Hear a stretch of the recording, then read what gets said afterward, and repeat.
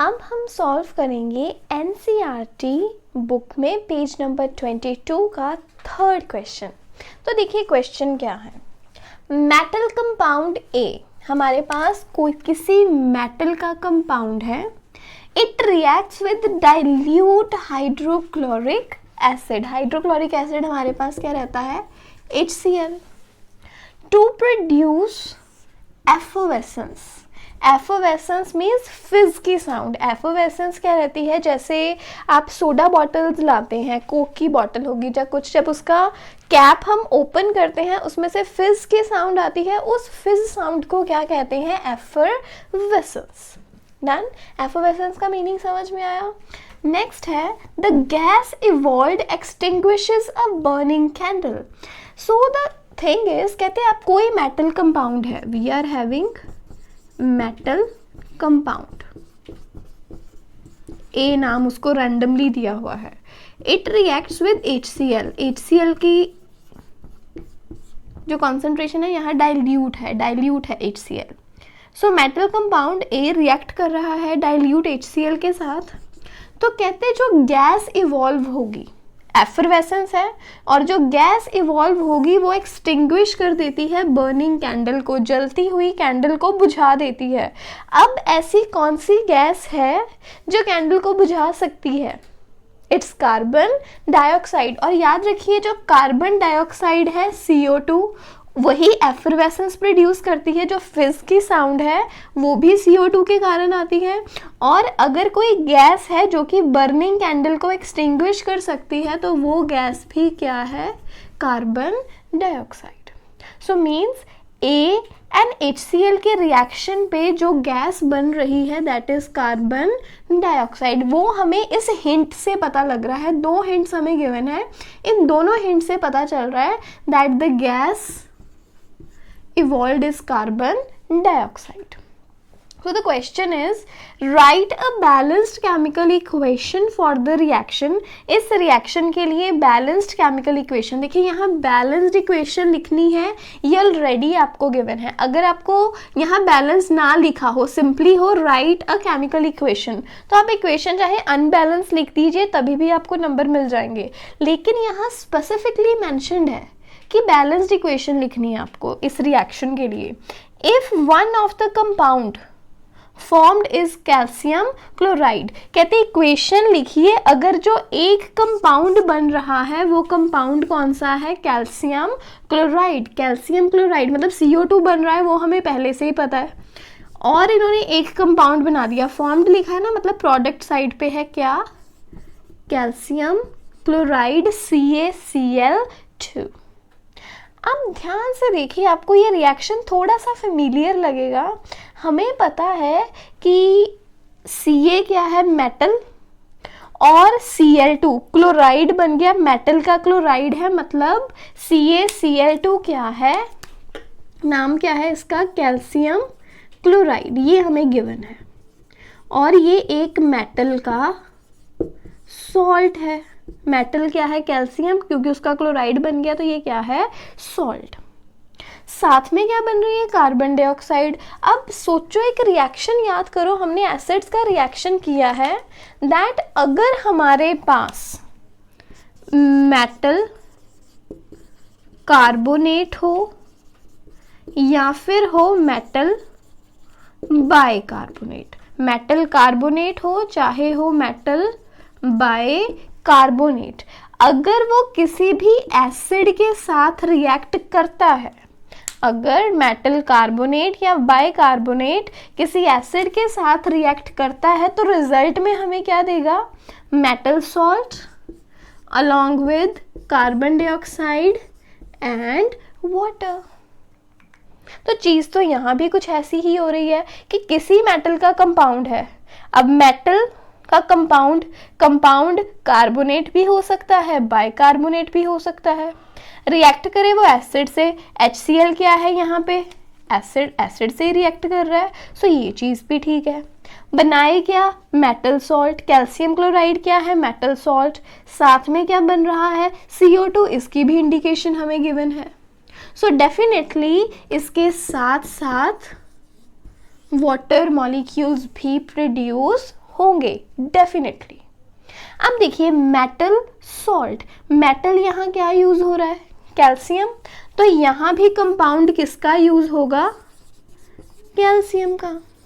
और कैसा कंपाउंड हम यूज कर सकते हैं, या तो कार्बोनेट या फिर बाइकार्बोनेट। मेटल क्या यूज कर सकते हैं हम, या तो कैल्शियम कार्बोनेट यूज कर सकते हैं, और हम क्या यूज कर सकते हैं, कैल्शियम बाइकार्बोनेट, राइट। सो चाहे कैल्शियम कार्बोनेट हो चाहे कैल्शियम बाइकार्बोनेट हो, जब वो डाइल्यूट HCl जो कि एक एसिड है उसके साथ रिएक्ट करेगा तो क्या बना के देगा, कैल्शियम क्लोराइड, क्योंकि ये जो कंपाउंड है उसका पॉजिटिव पार्ट क्या रहेगा, कैल्शियम। हाइड्रोजन क्लोराइड एसिड के नेगेटिव Cl के साथ मिलके क्या बना देगा, कैल्शियम क्लोराइड। साथ में क्या बनेगा, carbon dioxide along with water.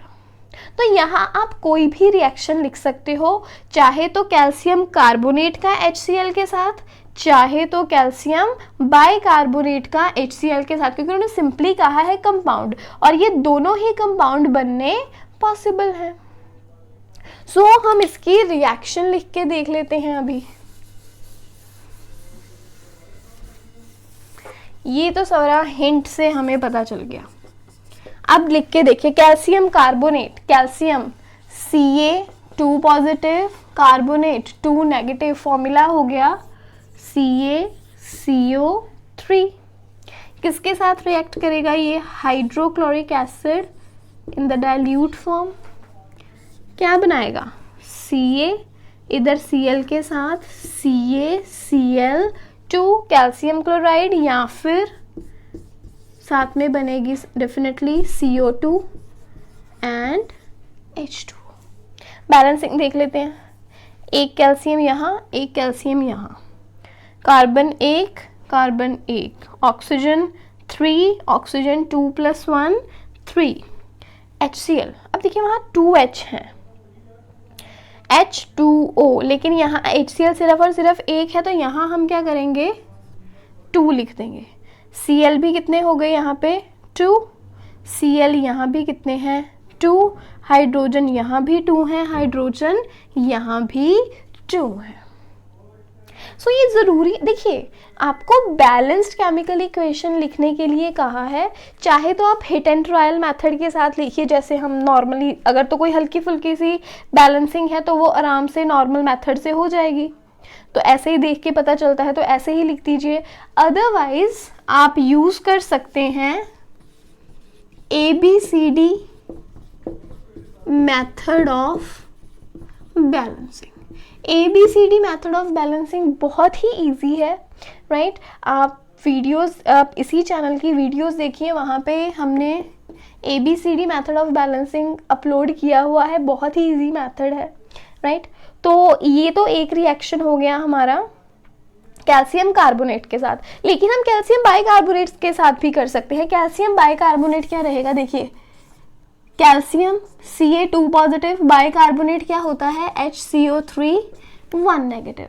तो फॉर्मूला क्या बनेगा, जब ये चार्जेस एक्सचेंज करेंगे, Ca as it is, HCO3 इसके साथ 2 आ जाएगा, तो क्या बन जाएगा ये, HCO3 whole twice. This is calcium bicarbonate, किसके साथ रिएक्ट करेगा, it will react with HCl, क्या बनाएगा, कैल्शियम, इधर Cl के साथ मिलके डेफिनेटली ये बनाएगा CaCl2, साथ में डेफिनेटली बनेगा कार्बन डाइऑक्साइड, डेफिनेटली बनेगा वाटर।